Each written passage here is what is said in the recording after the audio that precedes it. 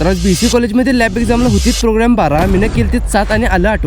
मला पेपरात एकच आठवून गेलं. बीसीए करून का उपयोग नाही, बहुतेक मस्सा गोटा टाका लागते वाटतं. आणि येताना एक पटंगुडीत मोठा विषय झाला. व्हिडिओ शेवटपर्यंत बघा, सगळा विषय सांगतो. तर सकाळी सकाळी उठून पहिल्यांदा बूट पॉलिश करून घेतलो. मग आमचं फादर डिसिप्लिन कसं बूट पॉलिश करायचं ते सांगाल, फौजी माइंडसेट. मग तिथनं बश्या, मी आणि मैशा निघाला कॉलेजकडे. मग कॉलेजमध्ये जाऊस तोपर्यंत सगळी गँग घेऊन बसलेली आणि लॅब एक्झाम झाल्यावर हिने दोघं आउटपुट डिस्कशन करत बसलेलं आणि मी ज्याला आउटपुटच येणं होतं. मग ते सगळं झाल्यावर भुका लागली ती. मग गेलता चायनीजला. मग मस्तपैकी चायनीज त्यानं खाऊन गेला घराकडे. मग घरी येताना मम्मीने पेंड्याचं पोतं आणायला लावलेली. आणि हे दुकान आमच्या मामाचंच आहे. जत्रोडीस पैसे येऊन कधी पण घेऊन जाऊ शकता. जाताना ब्लेझर आणि गॉगल घालून गेलता. येताना टिबकच्या पायपा आणि पेंड्याचं पोतं घेऊन आला. कसा आहे शेतकरी पॅटर्न बोलते. मग घरला याल तोपर्यंत पटंगकडे तीनो भाई तीनो तबाई भेटलेत. ह्यो आहे मनोज दा, हिच्या आधीपासून ओळख आहे. आणि हिने दोघं जण पटंगकडीचं, तिघं पण CISF ला भरती झाल्यात. मग इथं झाड तोडून लाकडं घालतात बघा. मग तिथनं मित्राचा फोन आला गोंदुकपीला निम्याकडे जायचंय म्हणून. मग गण्या शाळेपासून ते डिग्री पर्यंत सोबतच आहे. मग मी स्वप्न्या पारशाने अवध्या भावाचा सत्कार करायला गेलता, कारण भाऊ आपला फौजी झालाय. मग आमाशने यांना गोंदुकपीच्या ग्रामदैवत हनुमान मंदिर मध्ये नेलता. तर भावाने व्हिडिओ आवडल्यास लाईक आणि फॉलो करून नक्की जावा.